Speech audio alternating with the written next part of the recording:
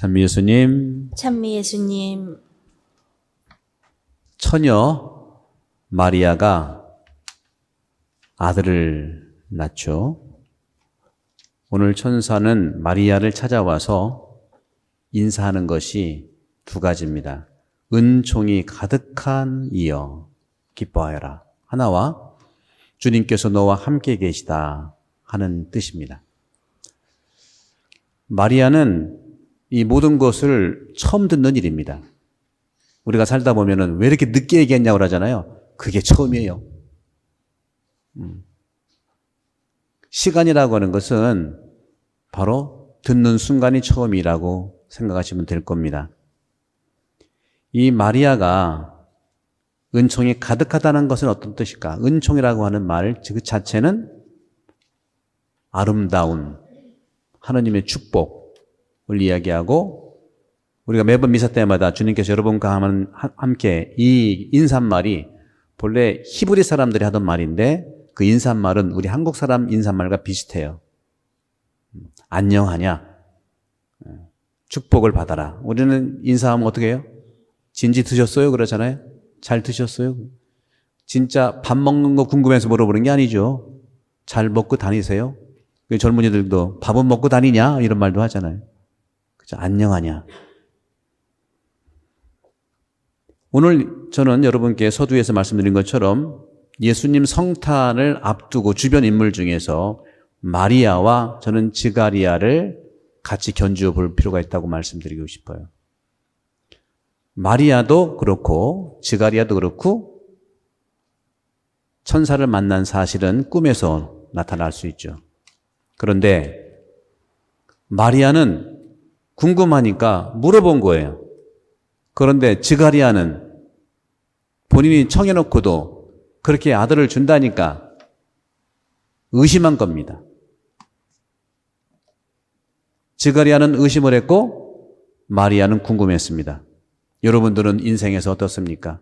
나한테 처음 당하는 일, 아니 내가 청혼했는데도 그걸 해결해 준다고 했을 때 궁금합니까? 의심스럽습니까? 저는 두 개 다예요. 어떻게 사람이 궁금하면서도 의심이 안 되겠습니까? 여러분, 의심하는 거 너무 나쁘게 생각하지 마세요. 의심할 수도 있고 궁금할 수도 있어요. 의심, 회의, 그건 단순히 부정이 아니고 호기심인데, 바로 그것은, 의심이라고 하는 것은 우리 인류 역사상 가장 중요한 철학이라고 하는 지성을 낳은 산물입니다. 의심하지 않고 어떻게 좋은 과학이라든가 철학이 발달하겠습니까? 받아들이기만 해서 과학과 철학과 이 세상의 모든 인류 문명 발전이 있을 수 없어요. 여러분들, 의심한다고 여러분 죄가 아닙니다. 문제는 계속 의심하는 게 죄지요. 반복해서 의심하는 거예요. 그 직업이 그래서 의심하는 사람이 그게 죄인 거예요.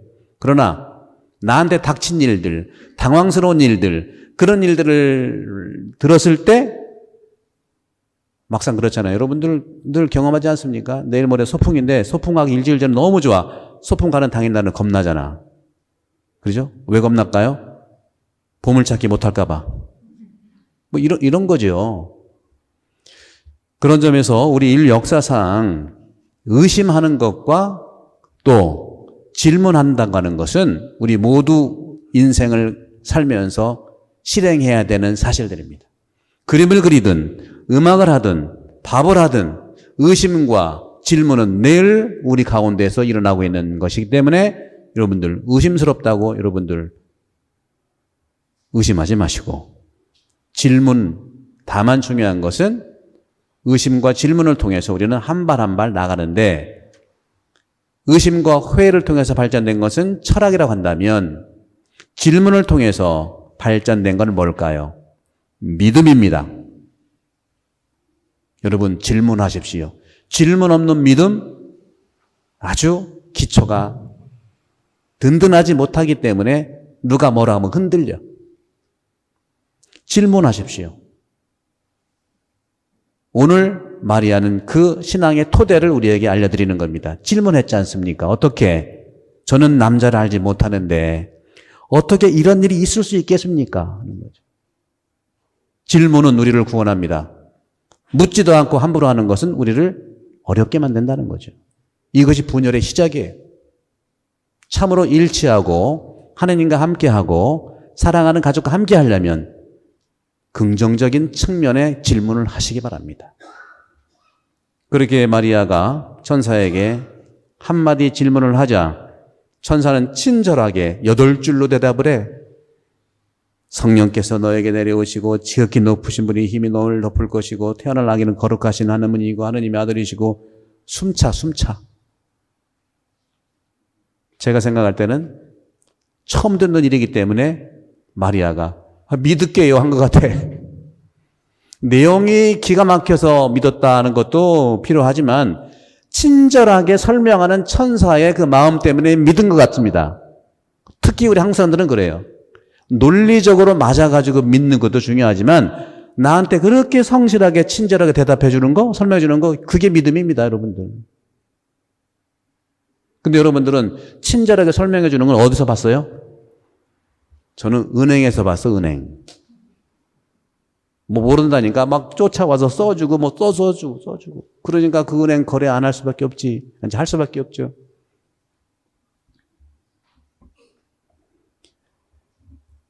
의심은 지성을 낳고 회의도 지성을 낳지만 질문은 믿음을 낳고 그 믿음은 영성을 낳습니다.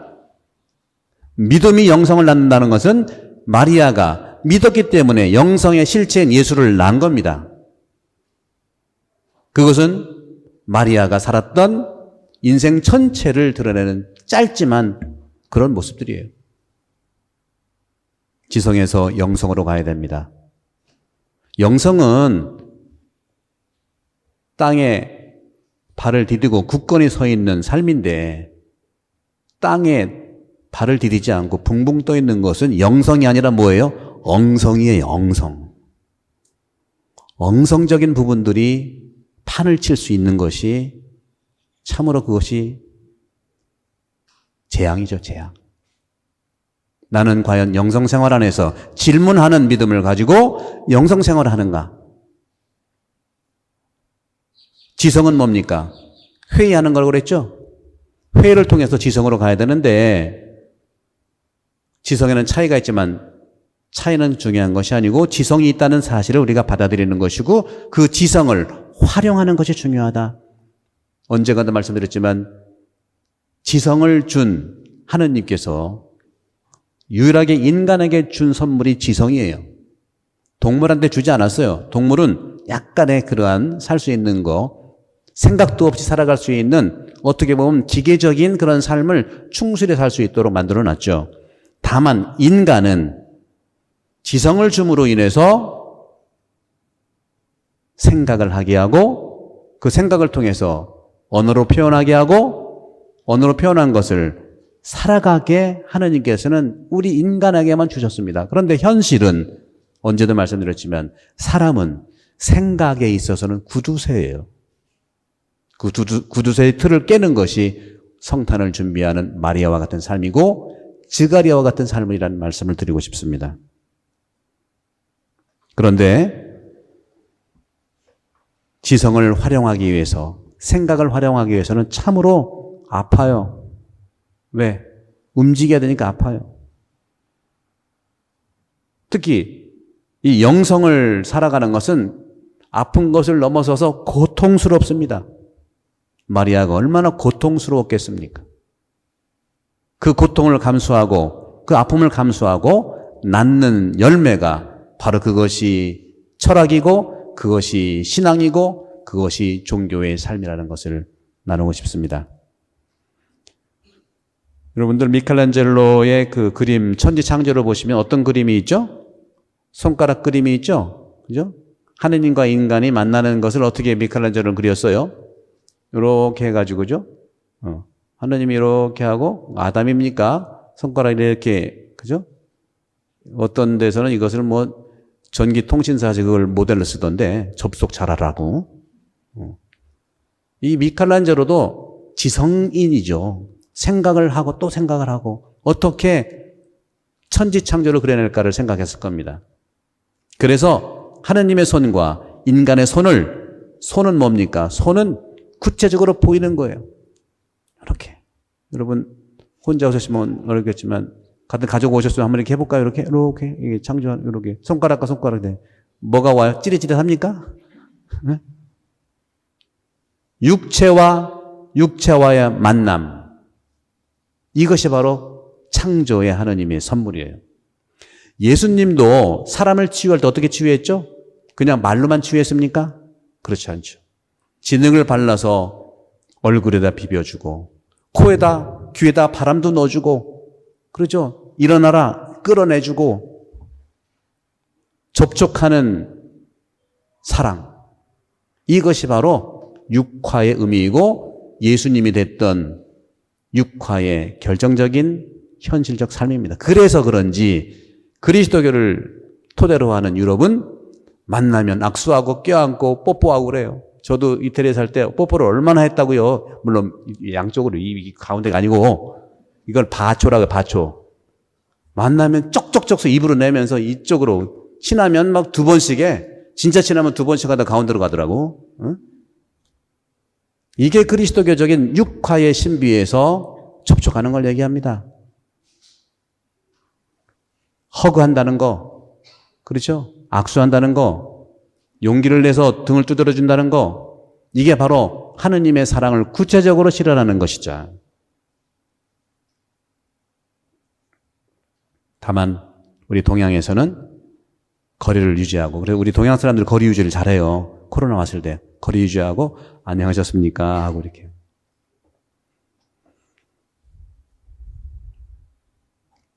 오늘은 여러분께 요셉에 대해서도 말씀을 나누고 싶어요. 요셉. 성탄하면 마리아만 많이 듣는데 요셉은 실제로 오늘 복음에서도 한 마디만 나옵니다. 다윗의 집안 요셉. 그는 마리아와 약혼한 관계로. 그것도 루카복음은 주어가 바로 마리아지 요셉은 주어가 아니에요. 다윗 집안의 요셉이라는 사람과 약혼한 처녀를 찾아가게 하셨다. 그 처녀의 이름은 마리아였다. 요셉. 이 성탄을 준비하면서 요셉 성인의 이러한 삶의 가치도 분명히 우리에게 중요한 마리아와 똑같은 그런 가치를 살아가야 합니다. 프란치스코 교황께서는 지난 12월 8일에 무염슈테 성모 대축일에 2020년 12월 8일부터 2021년 12월 8일까지 1년간을 요셉의 해로 정했어요. 요셉의 해. 성년으로 선포를 하시고 요셉 성인에 대해서 우리가 공경하고 요셉을 우리가 따라 살 것을 권고하셨습니다. 요셉은 누굽니까? 교황님께서 요셉의 7가지의 특징을 말씀해 주셨어요. 요셉은 누굽니까? 요셉은 사랑받은 아버지예요. 누구로부터? 하느님으로부터, 그리고 부모로부터 사랑받은 요셉이라는 거죠. 그렇기 때문에 마리아를 받아들인 거죠. 두 번째는 사랑받은 그 요셉은 온유한 사랑을 베푸는 아버지였다. 사랑을 받았으니까 온유한 사랑을 부인에게도 베풀고 아들에게도 베풀고. 세 번째는 마리아와 같이 겸손하고 순종하는 아버지였습니다. 누구한테 순종했을까요? 하나님 아버지죠. 그리고 정의죠. 의로움이죠. 하느님의 의로운 자라고 그랬지 않습니까? 따라 이 세 가지는 하느님으로 받은 선물이다 하는 거죠. 사랑받는 아버지, 온유한 사랑을 베푸는 아버지, 순종하는 아버지. 이 세 개는 마리아와 같은 하느님의 사랑을 극진히 받은 요셉이다. 나머지 네 부분은 요셉이야말로 마리아 이상으로 마리아와 아들 예수를 지켰던 아버지의 모습이라는 거죠. 그 네 번째가 요셉은 받아들이는 아버지로 살았다. 받아들이는 아버지. 약혼녀가 애를 뵀는데 그 받아들이셨겠어요? 너무 사랑해가지고 결혼한 처자가 자기 아내가 다른 사람의 애를 낳으면 그건 죽는 거예요. 율법으로. 그러니까 남모르게 파혼하려고 그랬던 거예요. 미안하지만 살리려고. 그러나 또 천사가 아니라니까 아닌개벼 그래가지고. 이거 저는 이거 오해하지 마세요. 이 경상도, 전라도, 충청도를 이렇게 판을 갈래라고 하는 게 아니라 충청도 사람인가 봐, 요셉은. 결정을 하려고, 이혼하려고 결정을 했는데 또 아니라니까 또 아닌개벼하고 안 하잖아, 또. 줏대가 참 사실은 하느님 줏대로 살아가는 분입니다. 받아들이는 아버지의 모습. 여성의 존엄성을 받아들였고 생명과 말씀을 조건 없이 받아들인 아버지라는 거죠. 조건이 없어요. 생명과 말씀과 생명과 사랑 속에는 조건이 없어요. 조건. 무조건 무조건이야. 이것을 가수들은 어떻게 하는지 노래를 그렇게 막 하더라고요. 무조건 무조건이야. 태평양을 건너 이런 것도 나온 것 같아. 이 원조예요. 원조. 다음에 다섯 번째. 요셉은 용감한 아버지였습니다. 또 창의적인 아버지였어요. 용감할 뿐만 아니라 창의적이었다는 생각을 너무너무 의롭게 했다는 거죠. 그래서 헤로데가 2살 이하 꼬마들을 죽일 때 어떻게 했습니까? 부인과 아들을 태워서 어디로 갔어요? 이집트로 갔잖아요. 용감하게 그리고 창의적으로 피한 겁니다. 박해를 피해서 이집트로 갔고 또 가족을 살리는 담대한 요셉. 다음에 여섯 번째는 노동하는 아버지입니다. 목수였지만 가족을 먹여 살리기 위해서 노동을 했던 요셉이라는 거죠. 노동하는 아버지로 볼 때 오늘날 코비드19에 얼마나 우리가 일자리를 많이 잃었습니까? 모두 다 일을 잃어버린 요셉과 같은 처지에 있는 거예요. 성실한 목수로 살았던 요셉인데 일자리가 없어요. 그들을 위해서 우리가 무언가 할 수 있다면 잃어버렸던 노동자들을 위해서, 일하는 사람들을 위해서 사랑의 기회를 가져야 되지 않겠습니까? 끝으로 요셉은 그럼에도 불구하고 마지막으로 그늘에 가려진 아버지였습니다. 요셉이야말로 그늘에 가려진 아버지예요. 3월 19일 성요셉 축일도 매번 지금까지 성주간이 아니라 사순식이었어요. 감춰진 남자, 그늘 속에 가려진 아버지. 아버지이긴 하지만 자녀를 돌볼 책임 많이 가지고 있는 그런 아버지입니다. 저는 오늘 이 마리아와 특별히 요셉을 그리고 스가랴를 묵상하면서 나에게는 어떠한 성탄 준비의 인물일까? 마리아입니까? 요셉입니까? 스가랴입니까? 누구든 좋습니다.